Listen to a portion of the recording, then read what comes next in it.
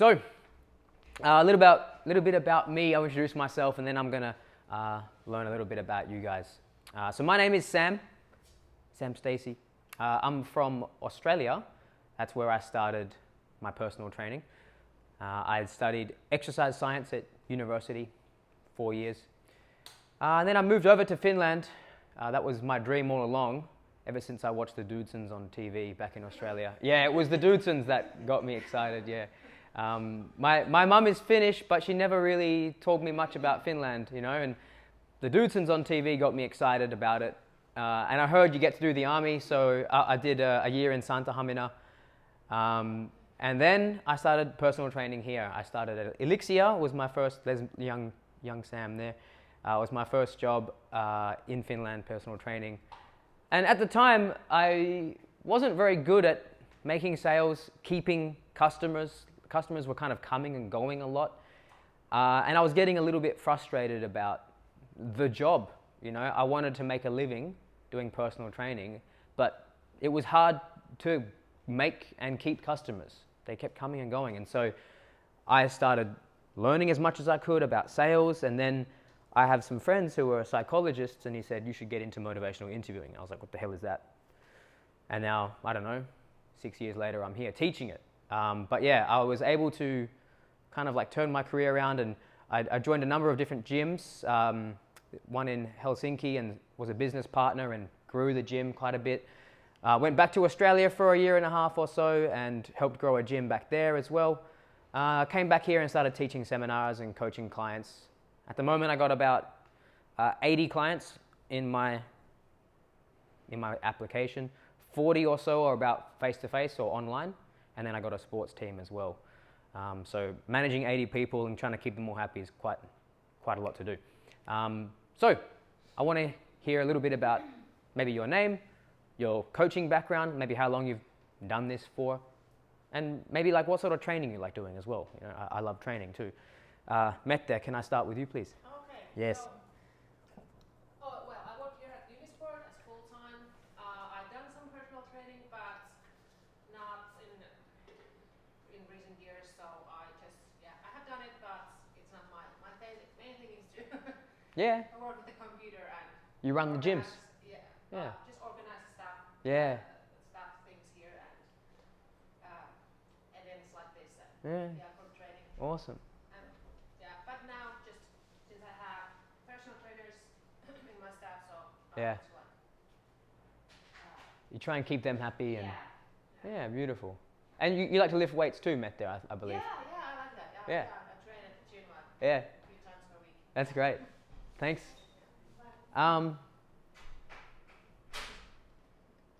And we'll just move across. Hello. Hi, I'm Maya. Maya. And I work here as a group fitness trainer and personal trainer. Yeah. I've been on the field maybe soon 20 years. 20 years. But not like as a PT. Yeah, just in fitness. Yeah. Yeah. I focus on maternity exercise. Yeah, nice. I have 6 kids. Oh yeah. Yeah, 5 exercise. A lot of it. Very important. Hell yeah. Yeah. Fantastic. That's all right. Maternity and 6 kids. Yeah, that's so cool. Okay, thanks, Maya. Hi, I'm Hello. Stelios. Stelios. I've been a personal trainer for a bit over 10 years. I have my own business, but I mostly train people here. What else? What sort of training do you like doing? Body weight training Yeah. with free weights. Yeah. And sort of trying to jump higher and longer. Yeah, okay. For parkour. Oh, sweet. So parkour as well. Yeah, I used to do it, but now I try to at least maintain some ability Mm-hmm. and perhaps return to hobby. Okay. Yeah. Someday. Fantastic. Thanks, Stelios. Hello. Hi, my name is Yasmin. Yasmin. I've done some personal training, but not so long, maybe 2 years. Yep. I'm working at university as study psychologist, so that's my main job and I'm doing this. Oh, of course you would know motivational interviewing. Yeah. Yes. Awesome. And Krav Maga. Cool. Badass. All right. Good morning. Hello. Good morning. My name is Yassi, and I think I'm your first contact here at UniSport. Like Is that right? years ago, yeah, I used to work here as Ah. nowadays. Yeah, I got in touch and was like, can I do PT? Yes. Oh, crazy. All right. We've come full circle now.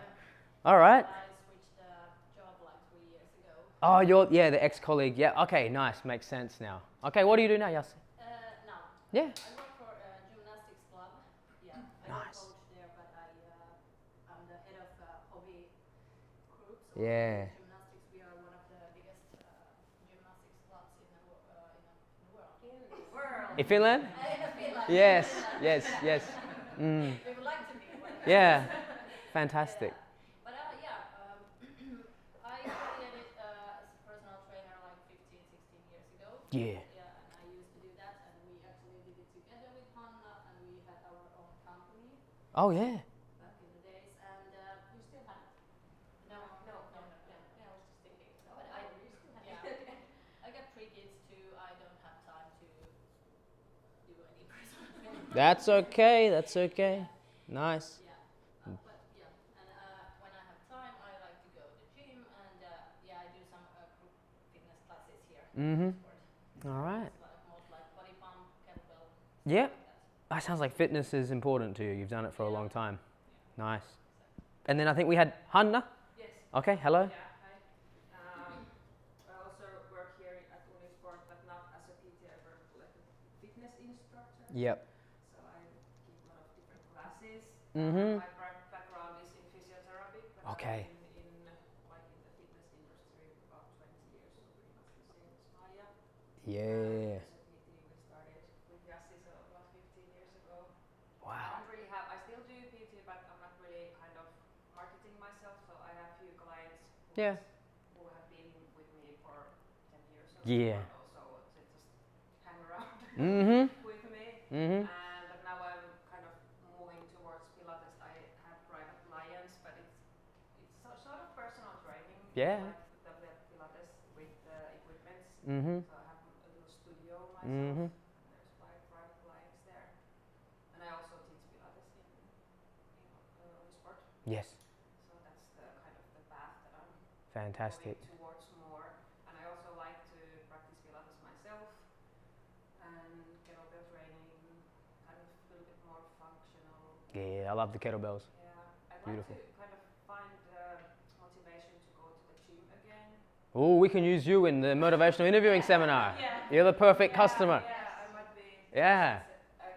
I know that I need the strength from the gym as well, but it's kind of, I've been working in the gym so many years and very like long and hard and heavy things. So I was days when we used to do that together. yeah, and I'm kind of, well, not bored, maybe my, like the goals and, I don't know, just something changed. The life moved Yes. on, You have a and, yeah, you have a desire to change and yeah, get back into the gym again. yeah. Everybody, that is for the first time ever. We've heard our first change talk in the seminar, and it was at the very beginning. You guys are going to learn what change talk is in a second, okay? But what she just did was really, really cool, and that's part of the motivational interviewing. All right, Hannah, that was cool. Okay, so today, coach-client alliance, the number one factor for change. Okay, doesn't matter how much you know. Doesn't matter how many Instagram followers you are, or how jacked you are, or how beautiful you are. That's not going to change your customers' behaviors, clients, or even people that you work with. You can use this skill everywhere. The number one factor is how much trust there is between the client, the coach, or the therapist, or whatever, the person instigating behavior change. Okay, that's probably the most important thing, more so than your knowledge. All right, and then conversational skills. So how to have a very good conversation. Now, it doesn't only apply to personal training. You can do this in your personal life as well. If you have a partner, it's really, really nice to use the OARS technique. It keeps conversation going, and you also listen better, and the person you're speaking with feels like they're being listened to. And that's just a good skill for life. Okay, so we're going to drill some basics. We're going to have conversations with each other, probably things you do all the time in your work or have done in your work. And I hope you will learn some new skills as well. So something new and something old. So quick little just rules here. No such thing as dumb questions. Okay, don't feel silly if you don't understand something. I would rather you ask a question and clear it up before we move on, and then maybe you don't know what we're talking about, and then when I ask you a question you might look silly because you didn't understand or something. Be respectful of other people's opinions and experiences, okay? And then phones, let's just keep them out away for now because they're so goddamn distracting. We're going to do some brainstorming together. So I'm going to throw some like pens and paper out, and you guys are going to write answers together in little groups and stick them up on the board. Role plays, we're going to like talk to each other, not in front of each other, but in little groups in private. I will talk in front of everybody. I'll have a conversation. And then, yeah, little discussions in groups, right? This is going to get you guys' brains working better, not just me talking the whole time. Okay, terminology. We're getting into the motivational interviewing stuff now, and then I'll explain what it is. So, empathy is the ability to understand and share the feelings of others. So, like, do you understand why somebody feels the way they do? You know, do you understand why your client with 6 kids finds it hard to train? Can you feel what they're feeling? All right, that's important, really, really important. Change talk. Now, this is what I mentioned before. Change talk is signs that someone is thinking or motivated about change. And so this is very, very important. In the studies performed in motivational interviewing, it's been studied for over 30 years, this method of counseling technique with people with behavior change like smoking, weight loss, nutrition. People do it with nutritionists, psychologists, whatever. The more change talk that you hear in a conversation, the more likely somebody is to change their behavior. So change talk is basically what Hanna said before. I want to get into the gym. I want to change things up. Or something like, I really wish I could quit smoking. Or I just feel so overweight and ugly. I just don't want to look like this anymore. It's your client saying their reasons for change, right? Their desires, their reasons why they want to do something, or how bad they feel that things have gotten this bad. Those are important. So the more we hear that in a conversation, the more we get the person excited and interested in changing their behavior. And that's important. And then we have the opposite of change talk, which is resistance. Okay, so this is when they're kind of maybe arguing or they're giving reasons not to change. This typically comes up the more we push. The more we push, the more the client pushes back. Okay, so we want to ask questions and get the client talking rather than shoving stuff down their throats. And then autonomy, the ability for a person to make their own decisions. In motivational interviewing, we offer a lot of autonomy to the customer. Okay, we don't tell them what to do so much. We give them the choice. Do you want to do this or this? What do you think we should do? You know, why should we do this? We're letting them decide the whole time, pretty much. We're on the side, helping them drive. They're driving. Okay, so what is motivational interviewing? Just a quick definition, I guess. It's a counseling approach designed to help people resolve ambivalence about behavior change. Ambivalence is like, this should also be in terminology. You want one thing, but you also want the other. You know, I want to lose weight, but it's hard to get up in the gym in the morning. I wish I could quit smoking, but it's just so hard, you know. Or I want to stop eating candy and junk food, but I always do it on a Friday night. So people are like torn between two things, and it's totally normal. We experience this. Has anyone tried to change behaviors themselves, like cutting something out or trying to do something, and noticed it's not very easy? It's hard. It's really, really hard. And so we need to understand that ourselves, that it's not easy for us to just change our behavior. It is normal to want two things at the same time. That is ambivalence. We're bouncing back and forth, okay? So it's all about helping somebody change their behaviors. It aims to enhance a person's intrinsic motivation, so the motivation they feel on the inside, right? Not coming from you, coming from them. It evokes a person's own motivation and commitment to change rather than imposing change from outside. Okay, so we're getting them to come up with the decision themselves rather than telling what to do. And so we achieve this through a collaborative and empathetic communication style that is non-judgmental and respectful of the person's autonomy. So we understand how they feel. If they mess up, we don't judge them, and we solve the problem together as a group. Okay, so motivational interviewing has been around for, well, this says 25 years, but now it's at least 30 years. It gets used by therapists, so if you're trying to help your client change their shitty behaviors or something they want to change. Doctors and nutritionists as well. People in the health space are using this method to change behaviors, and it really, really works as well. Well, here's the thing, trying to change somebody else's behavior is very difficult because you might understand this, that change really comes from within. It's the person's choice. And so there's only so much you can really do. You know, it's not great, but it's better than other methods. Okay, at the end of the day, it's still the customer's choice. Excuse me? Yes? What is the Finnish term for enthusiasm? The Finnish term. Motivational interviewing. Se on ihan niinku suoraan. Okay. Yeah. Yeah, so it's the same word, right? You just say it in a Finnish way. Yeah, that's classic. That's good. Good to know. Me? Yeah, I understand a little bit. Yeah, I understand quite a lot. Yeah, be careful what you say. I'll pick it up. Okay, here's your first chunk of info, all right? The Transtheoretical model of change. Just call it the change model, okay? The change model. This is how people go through changing their behaviors. These are the phases people go through. This is important because we're going to have a little exercise after this. And it's very important to know because it dictates how you speak with people. What approach do you take? Okay? So, at the very beginning, people are in this pre-contemplation phase. So, contemplate means to think, right? They're pre-thinking. So, for example, it's somebody who is a smoker and they just keep smoking. Obviously, everybody knows smoking is not good for you. They probably know that, right? But they're not like thinking about changing. If somebody asks them, like, do you want to quit smoking? Most likely they'll get like defensive. They're, shut up, whatever. There's just no conversation. They're not even talking about it. They're not even thinking about it. So they're unaware that their thing is affecting them. And these are the hardest people to change. Good luck giving this guy facts and information and trying to change his opinion. He's not going to. He's not even thinking about it.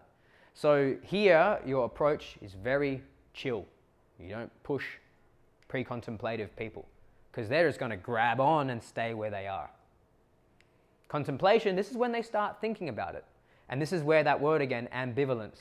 Now it's like, I want to quit smoking, but they're thinking about it. Like I heard it's, I tried, whatever. They're thinking about it. They haven't done anything yet, but they're thinking about it. And then, well, these people here, again, you can't push them because they're not ready. They're still scared. They're still stuck in their old behaviors. Facts and information and pushing people is not going to work here either. You got to be curious. Preparation phase. This is when they become curious. They might start asking questions.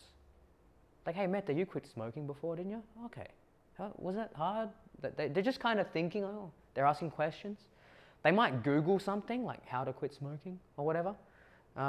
They're making preparation. They're almost there, And some people can stay here for a long time. People can stay here for years. People can stay contemplative or preparation for a long time. It's hard to change your behavior. And then comes the day, action. The person has decided to throw the packet of cigarettes in the bin. I'm not doing this anymore. They're making their first change. Or maybe they're walking into the gym for the first time and signing up. Action. They've done something. And they're starting to feel a little bit motivated and sometimes a little bit proud of themselves. Like, I did it. I took the first step. And that's very cool. We can be a bit more supportive and encouraging now. You can kind of see how our behavior change technique is starting to change a little bit. And then maintenance. So this is where they've been doing it for a long time. They're maintaining the behavior. And they're feeling pretty confident and things are going pretty well. And then down here, cut off by the bicycle, is relapse. Relapse. That's where you fall back to your old behaviors. It's not necessarily like the end point at the bottom. It's just like this thing can pop up anywhere in the, it's just relapse happens. Maybe they went out for drinks, they took a cigarette from a friend, and then that kick-started, now they're back on the smoking again. And it's, again, pretty normal. I think everyone here has tried some type of behavior change and fallen back to their old behaviors. It's normal. So we all need to remember that, have some empathy. Remember, it's normal.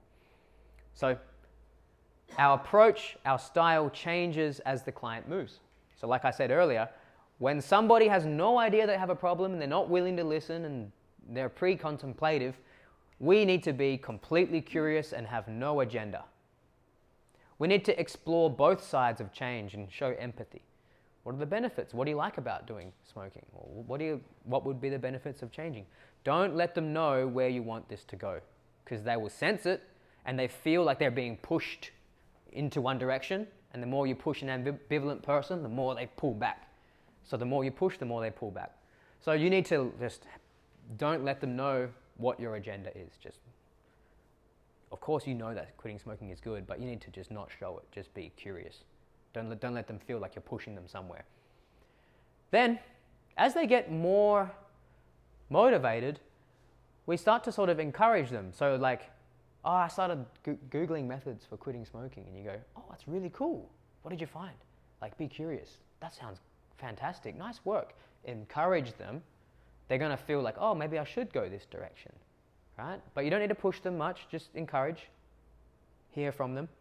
And then as they get more motivated, you can sort of push a little bit. You can start to, because they're already doing it now, right? You can keep them accountable.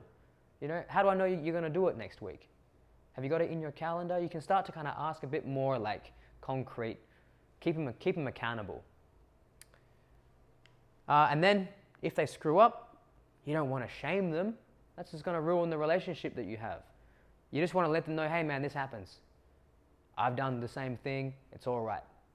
We're going to try and take a positive attitude. And then just say, hey, you might want to challenge them sometimes and just be like, is this the right thing? Do you really want this? It's worth checking in. If I ask them, do you really want this? They're going to most likely use change talk. There's that word again, change talk.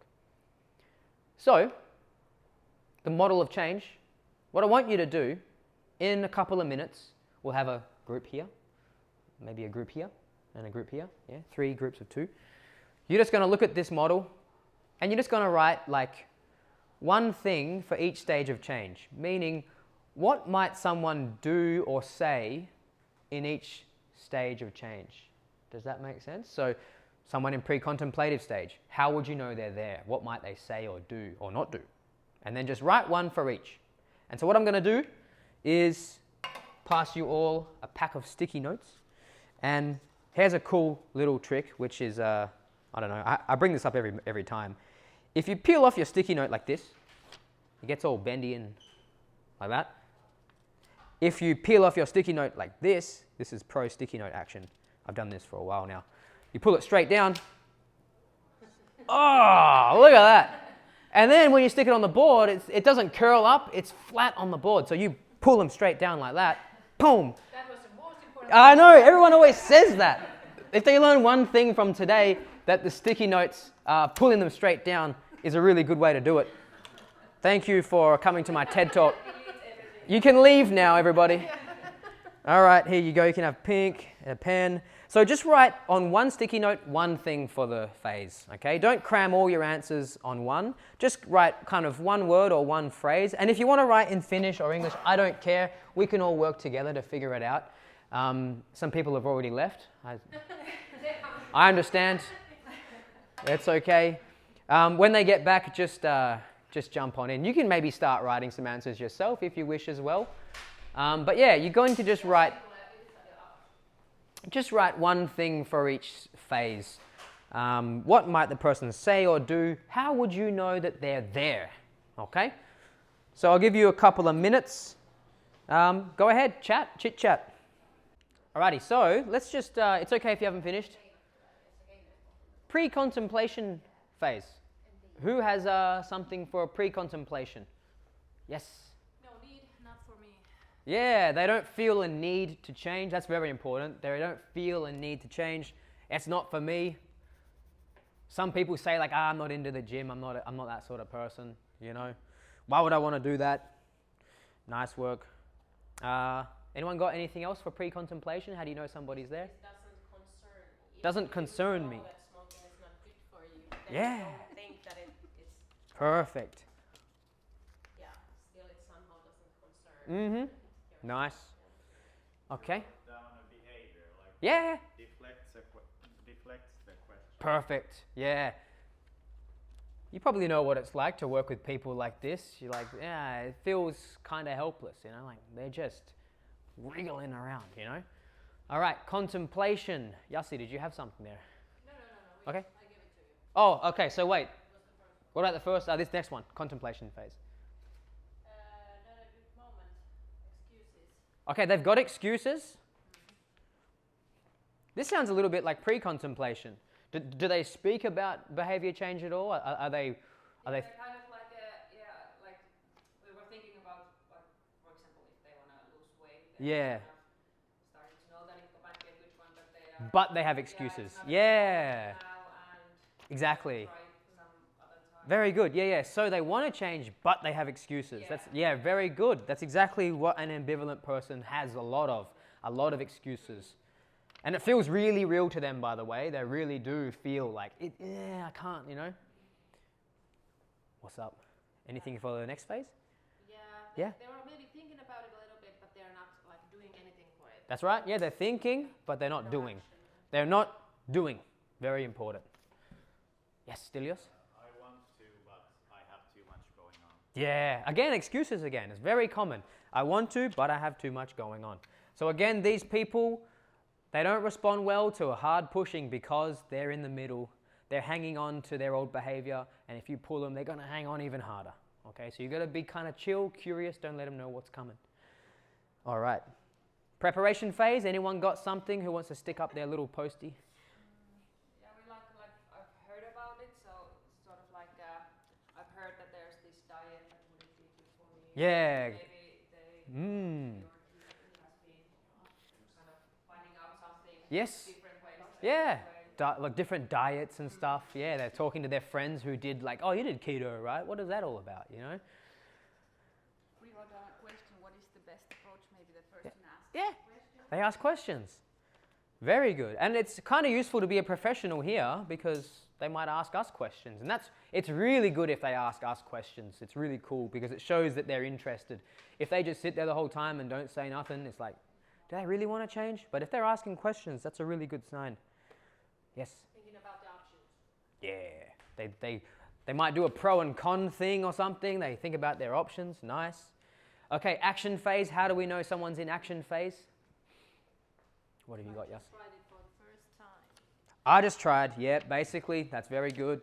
Very early phases. Just tried it. Cool. Maybe they've come into the gym and they've signed up and they've booked you as a PT or something. What do you got, I went Stilios? to the gym yesterday. Hell yeah. And you're going to be supportive, right? Of course. We want these people to feel better. That's our whole bloody life and job, isn't it? Everyone here is in fitness. You guys got something? No, never mind. Okay. Maintenance phase. How do you know someone's in maintenance phase? What might they say or do? Yeah? I love it. I love it. Ooh, that's so wholesome. That's nice. I like that. Anyone got anything else they want to just throw out here? I haven't seen you written anything down, but just say something maybe. And they just kind of let know that I go to this class every week. And Yeah. it's kind of, that shows that it's part of their lives. Some of my clients will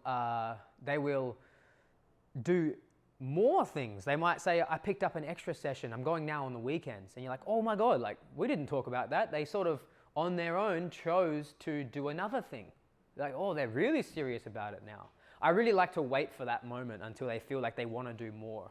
In a way, I'm a very lazy, slow kind of guy. I like to sort of have them drag me along. I like to almost annoy them with the level of pressure I don't put. I want them to pull me.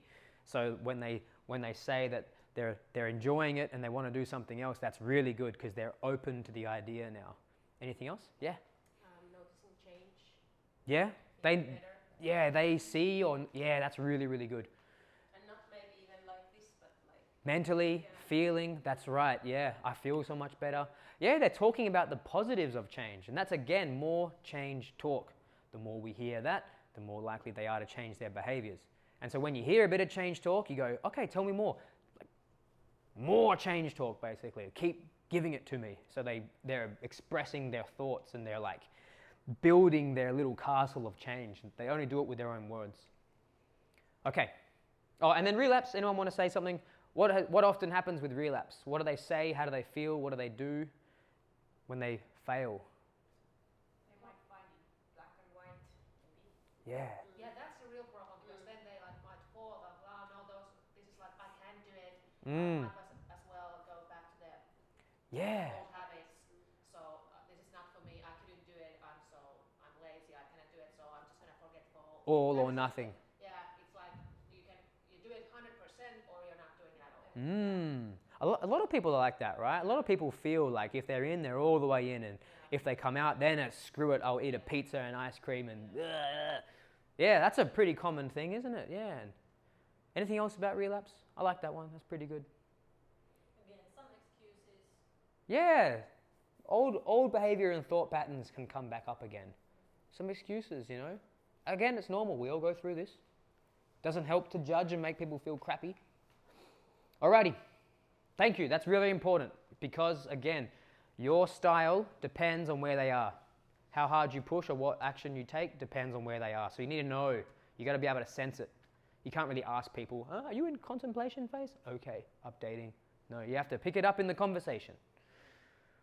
Therapeutic Alliance. Clients don't care how much you know until they know how much you care. When I was a PT, I told you I had a lot of clients that were coming and going because I was so focused on results and I was boring them with details and I wasn't really showing them that I care that much. As soon as I started practicing, listening and motivational interviewing and building an alliance, people started staying. They enjoyed training with me. And it was like night and day. It was like, whoa, the more I put into building a relationship with someone, the better the results happen. And I'm not even focusing on training as much as I was, but they're doing better. Weird. That was fascinating. So it's, again, the number one factor when it comes to coaching clients. This is substantiated. This is shown in the research as well. So therapists and their clients, if there's a good relationship, then the client is more likely to change their behavior and also talk about things more often. But if you're getting a sense of judgment or pushing, coming too hard, then it's not going to help. The person will often leave or they just disengage. So really, really important to build a good relationship. And also for sales as well. Making sales, listening, understanding, empathizing, not pushing, super important. Okay, 4 main methods we build the alliance. Any questions so far? Checking in. Sweet. Reflective listening. So you're showing that you're trying to understand. I'll explain that soon. Rolling with resistance. Remember, resistance is the opposite of change talk. When somebody gives an argument back to you why they can't do something, you don't push down harder, you roll with it, right? Like a dance. They push this way, you go that way with them. And then they push that way, you go that way with them. You just roll with it. You look at it more, you pay attention to it. Support autonomy. So you don't push your agenda, you ask them. It's all about them. It's not about you. As much as we want to have great transformations and things like that, we want to be responsible for everyone kicking ass and looking great or whatever. It's not about you, it's about them. And then genuineness and curiosity. So act as if you have no idea what's going on, right? The funny thing is, you're the professional, but you have to kind of play a little bit dumb sometimes and get them to be the hero. And be genuine too. Act like an actual human who has flaws. And if you have the same problem as them, you can disclose and open up a little. Be a human being, don't be perfect. So, number 1, reflective listening. Expressing empathy. So, try to understand the client as best. Actually say how you think they're feeling. So somebody who works long hours and has never exercised before and has been unfit their whole life is going into the gym and they say that, I went there and I felt a little bit uncomfortable and I ended the workout early. You say, well, I bet you it's really hard. For someone like you, you've never been to a gym before. I can understand why you would feel really anxious. How do do you think they're going to feel after hearing that? They're going to feel seen, right? So, but they only feel that way because I told them how I think they're feeling. And if they're not feeling that way, they can correct me and say, no, it was more like this. But at least now you're on the same page. So you say how you think they're feeling. And if you get it right, they really feel like they've been seen. Really good. And if not, it's okay. They'll just correct you. Sweet, now you're on the same page. Doesn't matter if you get it right or wrong. Just say how you think they're feeling. Obviously, undivided attention, right? Having someone speak to me, and as they're talking, if I do this, that little thing just kind of just said like, hurry the hell up, get the hell out of here. You need to give them full attention. Phones, goddamn, keep that stuff away. Don't look at your watch as they're talking to you. A clock somewhere in your eyesight is good, so you can make sure things are running on time. But yeah, don't like interrupt your attention. Or hey buddy, like as they're talking to you, you know, not cool. Mirror expressions. So I'm a pretty, or I like to swear a lot and joke around a lot. If someone's working with me and they're a lot like quiet and reserved, I'm going to kind of tone it down a little bit to mirror their personality, right? If someone is more like, you know, calm, I'm going to try and keep myself a bit calm as well. Use the same type of language that they do. People like to hang out with people who are like them. And if you're completely different, try to bring it down in some way. Come meet them in the middle a little bit. Mirroring. And then unconditional positive regard. So do your best to reframe things in the positive. And at the very least, don't judge, you know. So someone's like, you know, I only went to the gym once last week. I feel I've screwed it up, you know. Hey, look, 2 weeks ago, you were going to the gym 0 times a week. That's not bad, man. Find a way to make it positive and don't judge them, because people really like a positive influence on their life. Whether they are a positive person or not, positivity really rubs off on people. Okay, rolling with resistance. This can be annoying sometimes when people don't want to do the thing that they're supposed to do. It can be hard. So, avoid pushing. Put clients in a certain direction. Give them the autonomy to choose, okay? So which way do you want to go? What should we do? What's the most important thing for you to work on right now? You might have a plan as a coach as to what's the best, but just ask them first. Which way do you want to go? And if they want to go the same way that you want to go, that's awesome because they've said it, not you. Let them choose. And then if you're getting resistance, change your style. So notice when you're getting the resistance, right? Are they starting to argue a little bit? We've got something called the 2 crazy questions, which is like, it's kind of like reverse psychology. It's just a simple like turn it around on them sort of thing. Don't push harder. Remember that resistance is normal. We all feel this too. If you are thinking about changing your behaviors and somebody just jumps on top of you with all this facts and pushing you, you get a little bit like defensive, like, just get off me a little bit.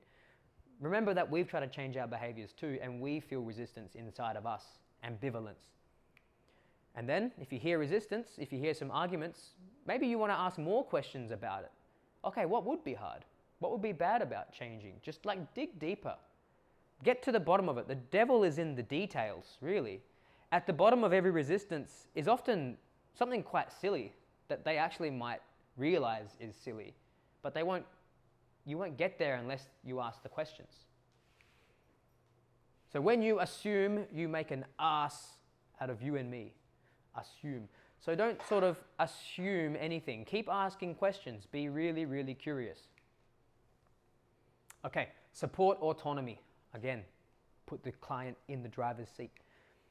So self-belief is strengthened when the client makes their own decisions. When people feel like they're producing really good ideas and making good choices, they're going to believe in themselves more. But you're stealing that from people if you're just giving advice all the time. You never let them shine, and they feel like hopeless little kids who don't know what they're doing. But if you let them answer things and they get it right, oh man, you're so smart. Well, that's a great idea. They're going to be like, oh, I can do this shit. They're going to feel more motivated. Allow them to choose. We have a method at the end of the session called Evoke, Advise, Evoke. If you have advice to give, you can dress it up in a really cool way where they feel like they get to pick. It's really cool. Ask permission when offering advice. Like, hey, I've got some ideas. Would you like to hear it? Would you like to hear what I have to say? Again, like you're always kind of checking in. I got an idea. Do you want to hear it? Yeah, they go, yes, I would like to hear it.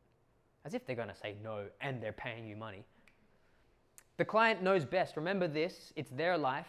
You might think you know what's the best thing to do because we're professionals and we know shit. But at the end of the day, it's their own life. And also they're the ones with the tools for change. It's not you. It's really it's their life, man. They have to choose.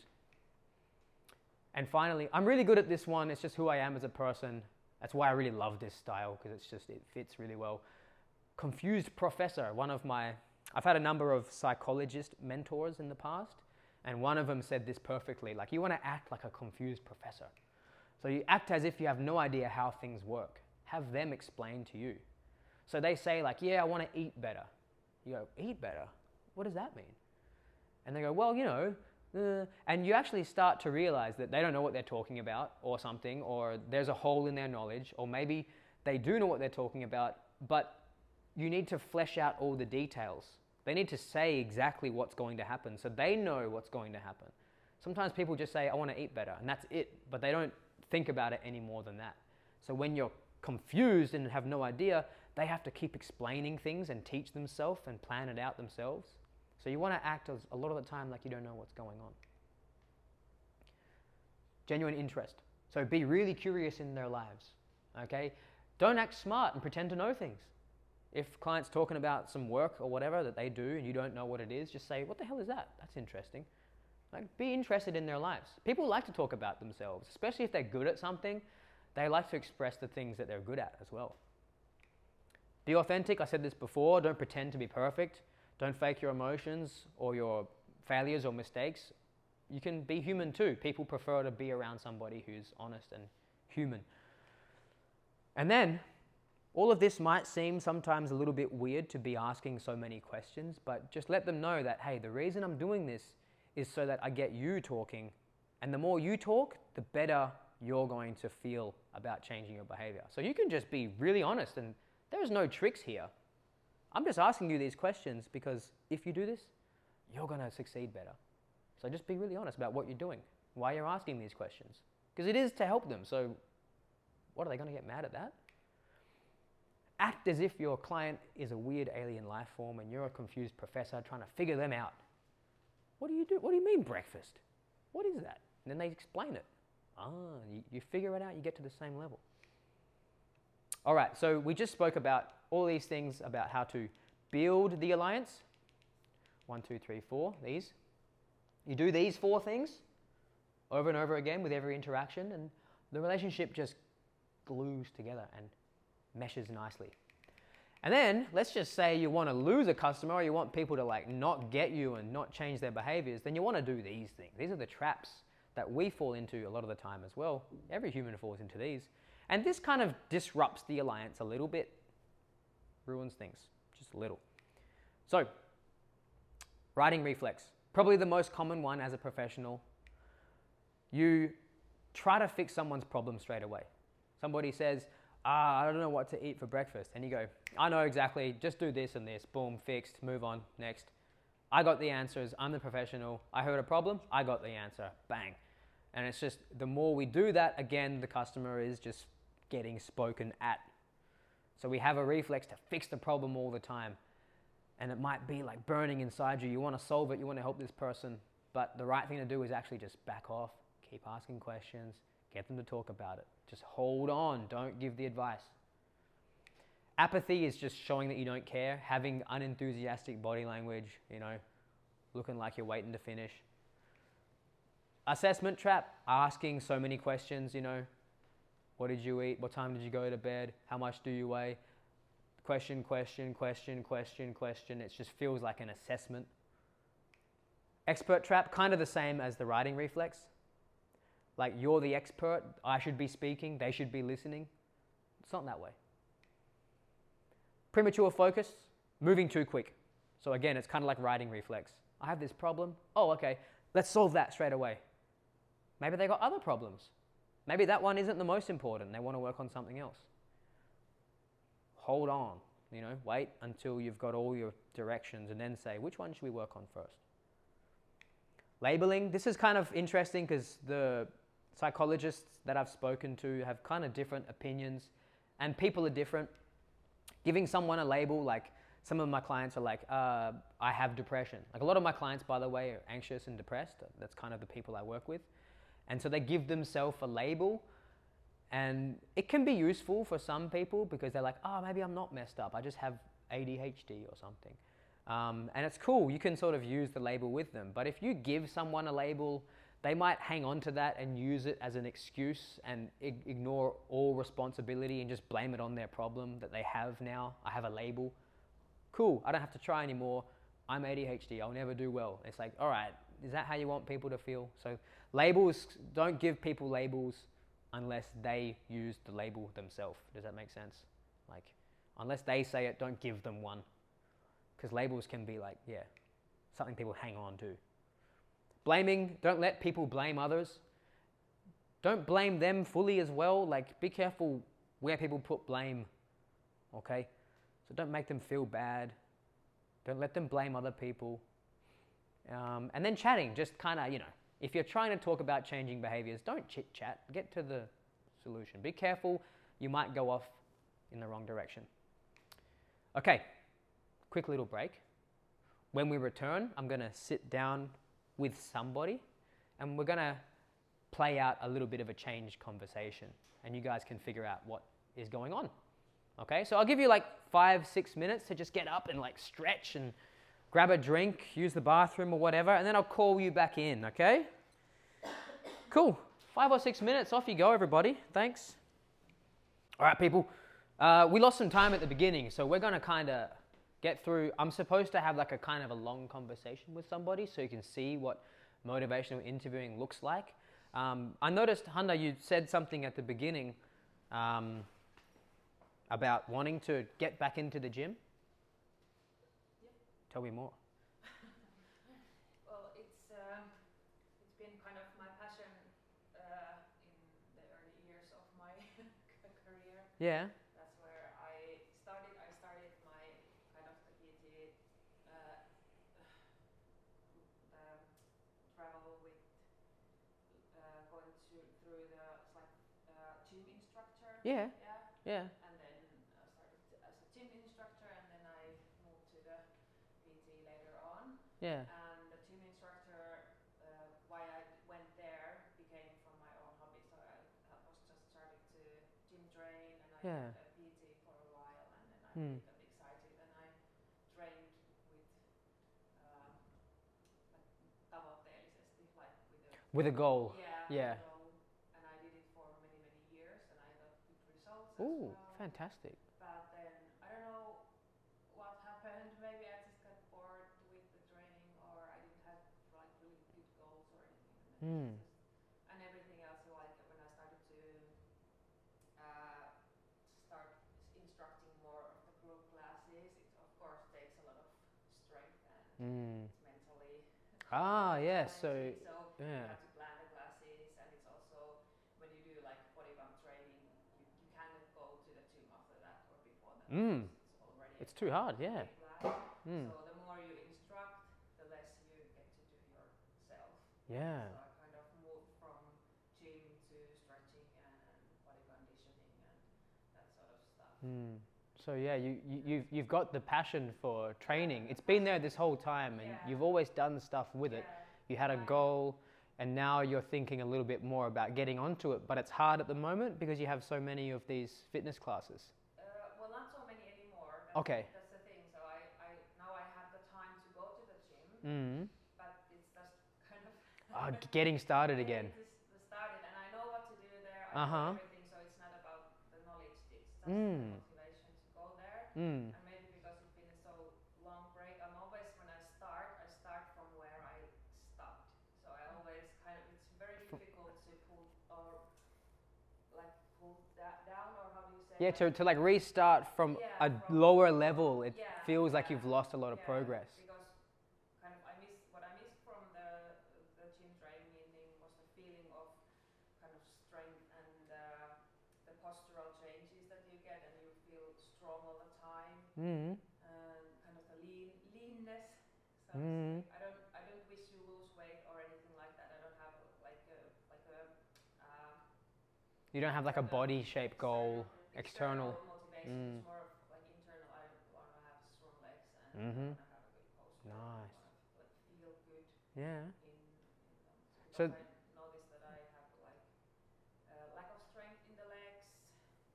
And the body pump training doesn't do anything for that, as we all know. It's a bit different. Yeah.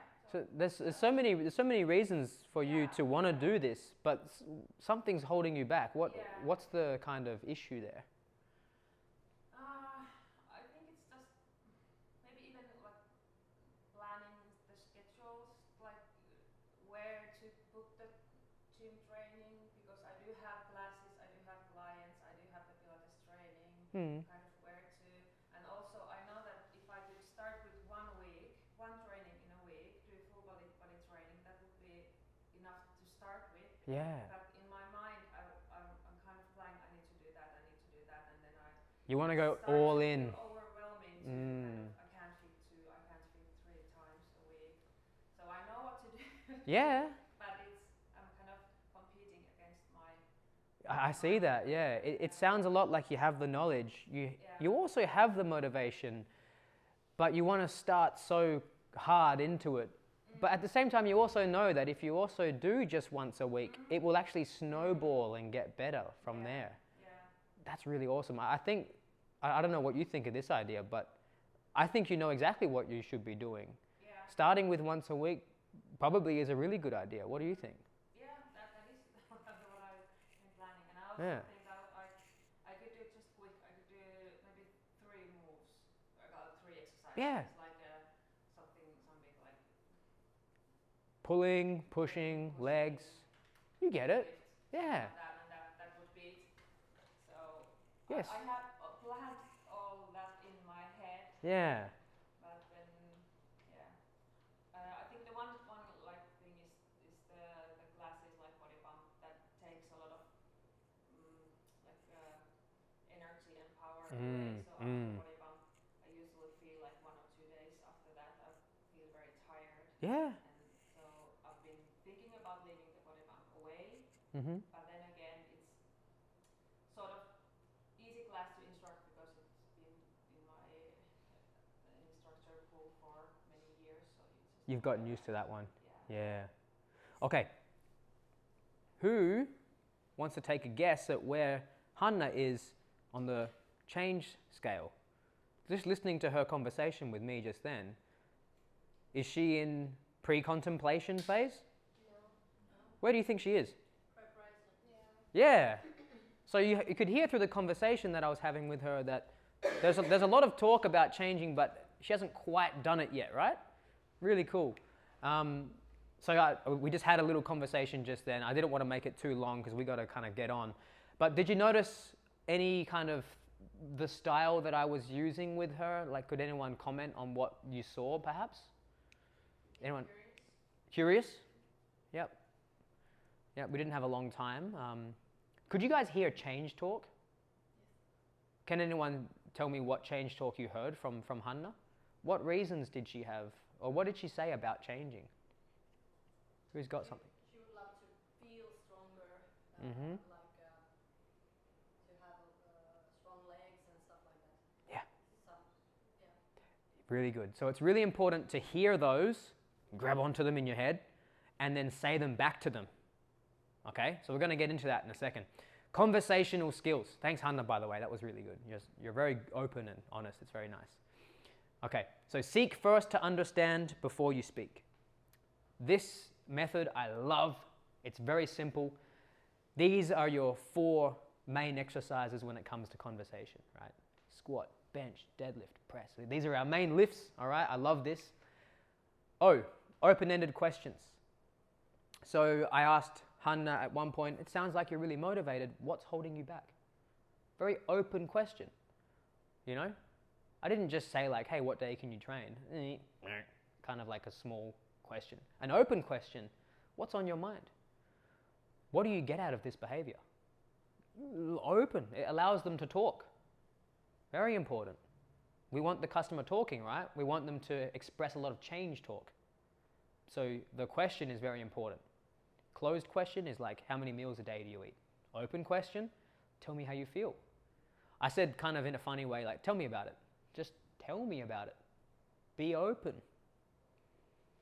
Let them go where they want. Affirmations. Just at the very end there, I said, well done, Hanna, you're very honest, that's awesome.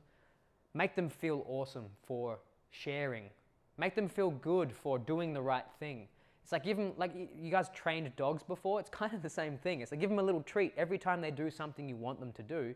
Give them words of affirmation.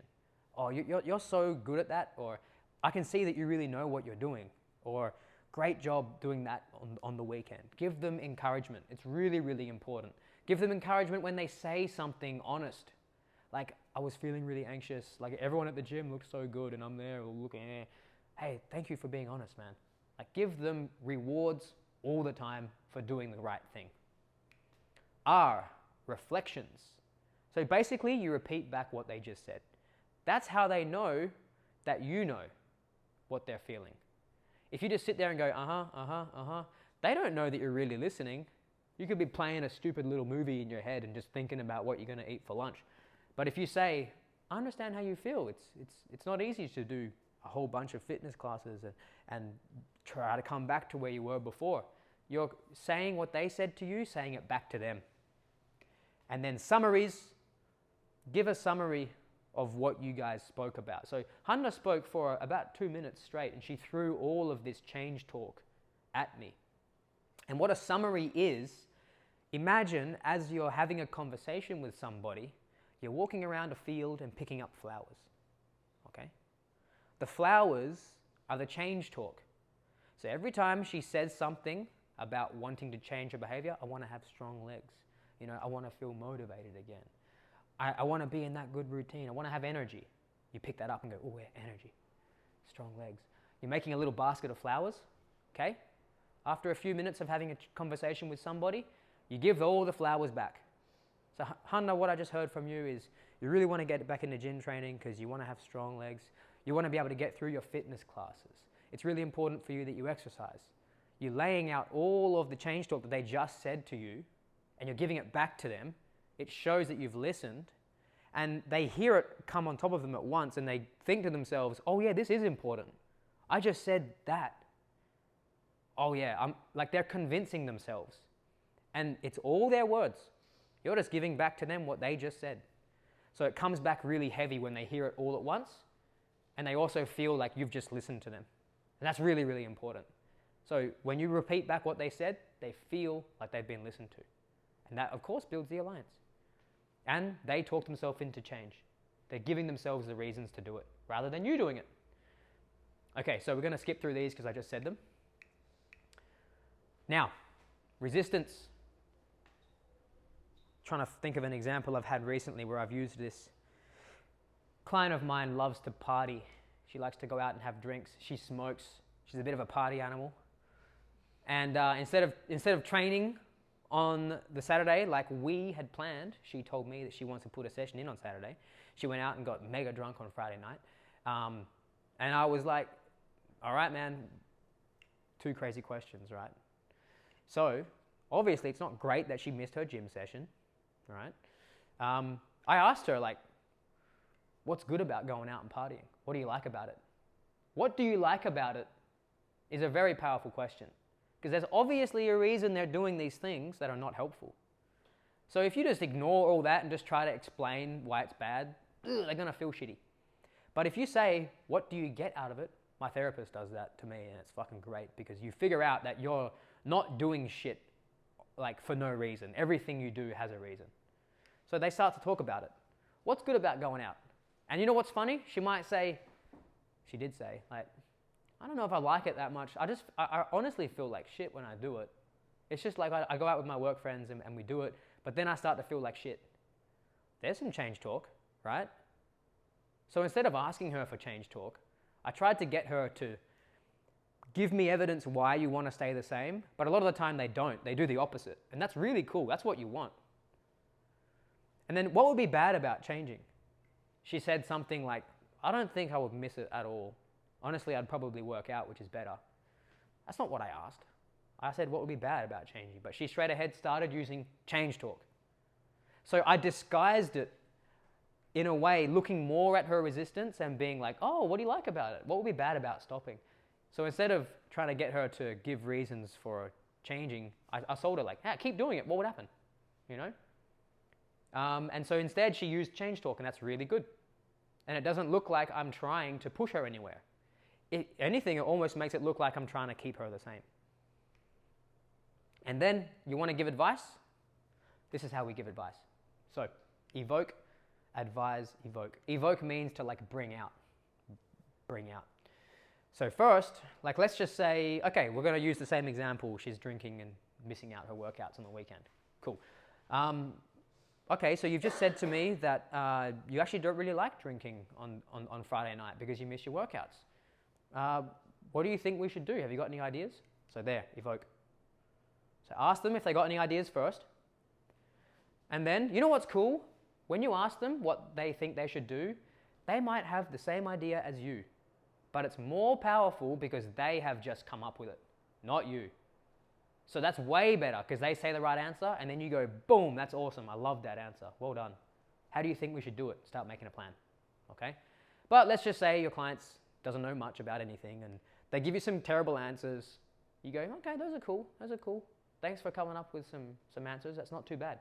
I've been a PT for 10 years and I work with people like you. I've got some pretty good ideas. Do you want to hear some? And they go, yes. So I've evoked again. Would you like to hear some? Again, you're checking in with them.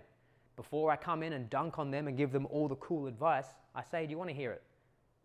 They pretty much will say yes, they're paying you money. And then you give them one or two choices. That's it. So in people, like clients in your situation, we've tried something like this before in the past, or some people like to do this. Which one do you think is important? Which one should we try? Do any of these work for you? There's the checking in again. Okay? Couple more things. Magic wand. So helping clients figure out how they're going to change. So Hanna, if you could hold a magic wand in your hand, wave it around, and you could make the week look perfect, what would your week of training look like? Everything else doesn't matter. You got magic wand. What would your week look like? The perfect week of training. I'll probably have maybe a couple of sessions of Pilates and maybe one or two sessions of gym training and then maybe one just fooling around with something, kettlebells or Mm-hmm. and then just going for walks. Okay. So 2 Pilates, you said? Yeah. 2 strength sessions? Yeah. 1 messing around and going walking? The walking is more like Every day. Yeah. Yeah. So it sounds like a pretty busy week, right? Yeah. Okay. But that's good. Magic wand, right? You can make anything happen. So, on a scale of 1 to 10, 10 being like I'm there right now, I'm living my perfect week, and 1, I'm not living it at all. How close would you say you are to that perfect week? 2 or 3. 2 or 3, not bad. Why didn't you say like 1 or something? Because I do the Pilates. Nice. Yeah. Okay. So you do the Pilates, so you're doing something, but not very high up there yet. 2 or 3. What would it take to get you to like a 4 or a 5? What would you have to do then? Well, maybe just to keep it more like continuous. So there are weeks that I miss Pilates training as well. I'm very busy. Mm-hmm. And then probably some other training just for me because I'm not counting all the fitness classes that I'm instructing. Yeah. Of course, it's training for me For as yourself. well, but it's not my training. I'm there for the clients. Mm-hmm. That's right, yeah. So in order to improve, to get you closer to your perfect week, you would stick with your training, but add 1 more, I think you said. Yeah. Yeah. Okay, so that's not too bad. That's not too bad. So you see, guys, we used the magic wand to build a perfect future. We used the change ruler to ask where she is, and also just encourage her a little bit. You know, don't feel bad that you're a 2. Why didn't you say 1? Yeah? Give her some self-belief. And then I said, what would it take to get you to the next number? Again, I'm giving her all the space to speak about it. Okay? So I love using these combinations. Magic wand, change ruler. You know what they want, You know where they are. You know what the next step is. You help them get there. Okay? All right, so we have 10 minutes until the next thing comes. I'm going to give you guys autonomy here. You can go and take a break and freshen up, or you can practice having a little bit of a conversation. I don't mind. I'm not getting paid anymore, so what do you guys want to do? What do you want to do? Would you like to have a conversation? Good wrap up. Yeah. Would you guys like to have a conversation and practice some of these skills if you wish? You want to give it a go? You're doing it with each other, okay? So all you're going to do is, for like 5 minutes, just kind of do what I did with Hanna, like, how's it going? Maybe we want to keep things like nutrition and exercise oriented, like, what are you doing well? Like open questions, right? What's on your mind? And then just try to use some of these skills. I'm going to leave OARS open, maybe. Try to use some of these skills in the conversation. How about that?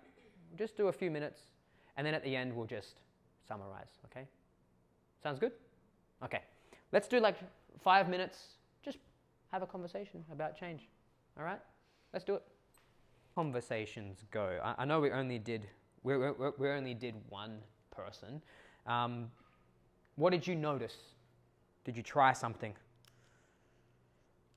Well, he asked really good questions, so I gained somehow more understanding about my situation and maybe the problems why I'm not doing it regularly. What did you guys speak about?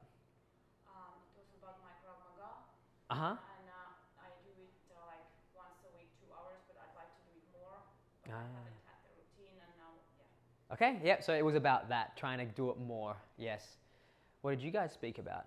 How did you go? We actually speak about that we have the same challenges and same goals and stuff like that. Oh, okay, yep, all right.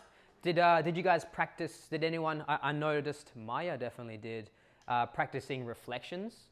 She was saying back what I said, and it's very nice. I felt like she was listening.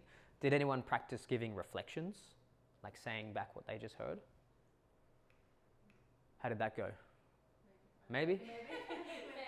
Did you practice? Not Yeah. intentionally, but maybe. Yeah. Like Saying back what you just heard really helps. Open-ended questions, did you guys try some of those? What examples did you hear or try? What was an open-ended question that you asked? Sort of Tell me about it. Yeah, saying tell me about it is like encourage. Work. Yeah, how did it work? Yeah, what did you like about it? Yeah, Maya did the same thing. Great open-ended questions. She's done some life coaching stuff, which I can totally see. All right, so just a quick little, I want to hear from you guys. Raise your hand if you have something to say. What was maybe one of the biggest lessons that you learned from the seminar? Post-it. Oh, I always say that. Damn it. No, good. That's great. Look, if you're going to walk away with something, at least ripping out Post-its flat, good. Not great. Yes. Not great. Good. One thing that you will remember. I know. At least one thing Yeah. in every session. It's all right. When you rip out Post-its, you'll go, motivational interviewing. Yeah. What else? Anything from the subject? Anything else? Yes? For me, this was like things that are like I'm familiar with, but in a little bit new Yeah. approach. Another way of doing the same thing. Yes. Yeah. So it was really interesting then. Cool. Any other little things? Anyone remember something that stuck pretty well? I could use this to my kids. That's exactly right. It's human nature. It's human nature. It's human nature. We don't like to be told what to do all the time. When you give people the opportunity to speak, they feel like they get to decide. And yeah, teenagers, man, I have a 16-year-old nephew who's a bit of a pain in the ass, and I use this stuff all the time. And we have a great relationship because teenagers especially hate they know everything. They know everything. So just using it with him is fantastic. So it's not just a skill for training and coaching, it's a skill for life. Anything else? Even though sometimes it might feel a little bit like manipulative in a way, like that, like. It doesn't feel normal. But if you are doing it with like genuinities Genuine. important when you're doing Yes. it. So that like that you cannot pretend that you care if you don't care. Exactly. So that I Yeah. think is very like at least for me super important. Yeah. Like Yeah. You can really see when somebody is actually caring or Yeah. if they are just Yep. pretending. This You isn't can't really pretend. this isn't a trick. This isn't manipulation. It's just focused attention on changing behavior. And if someone gets weirded out about it, that's what I'm trying to do. I'm just trying to get you to change your behavior. If all these questions seem weird, and if having me listen to you intently is a bit weird, I just want you to know that I'm trying to help. That's it. So yeah, there's nothing manipulative about this. It's them speaking. If they don't have reasons to change, they might not be ready to change. And what are you supposed to do about that? Cool? Anything else? For me, this was a good reminder of being more patient and slowing the process down a bit. I have this impulse of Writing reflex. advice Yes. right away Yep. and fix problems. Yep. But I've had to learn a lot of this stuff before, but it was a very good kind of Coming back to remind you. Yep. Yeah. Yep. I think it was really good. Exactly. I have the exact same feeling. Sometimes I want to jump. If I've had a cup of coffee or something and I'm like, ugh, someone's saying a problem, I have to sit on my hands. That's my little message to myself to slow down. Let them talk, let them talk. Slow down. Don't get to the solution straight away. It helps. It's like taking a step back allows you to take like 10 steps forward. But if you immediately try to rush with them, they're going to hold on. Exactly right. That's good, Stelios. All right, I can't keep you any longer. Thank you all so much. Thank you all so much. Thank you. Go out and make change happen. Oh, by the way, quickly, just scan this on your way out and tell me what you liked. Just like, And you may get emails from me, like just automated. There'll be like stuff like books to read and stuff like that. Just ignore it, delete it, or unsubscribe. I don't care. It's just if you want more information, there's the actual subject here and some other books that are very, very good. So there's just extra stuff coming your way. But please write what you felt and give constructive criticism. I don't want you to say just good stuff. I need to hear what needs to change as well. Thank you.